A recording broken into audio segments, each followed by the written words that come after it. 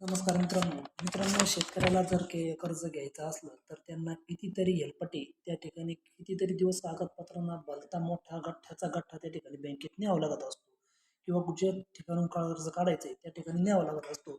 आणि त्याच्यात पण तिथं गेल्यावर त्यांनी म्हणायचं का हा कागद कमी पडला तर तो कागद कमी पडला तो कागद घेऊन या आणि हे कागद घेऊन या.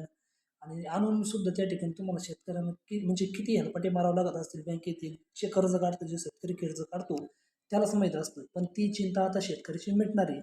कारण आता तुम्हाला कुठे जायची गरज नाही किंवा कागदपत्रे घेऊन तासनतास रांगेत किंवा त्या ठिकाणी ते म्हणले थांबावं लागेल अमकं करावं लागेल.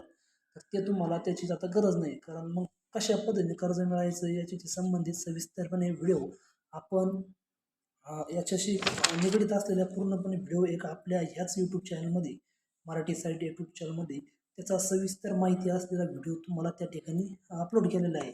तो तुम्ही बघून घ्या म्हणजेच तुम्हाला देखील घर बसल्या कर्ज कसं काढता येईल याची सविस्तर माहिती तुम्हाला त्या ठिकाणी समजून जाईल.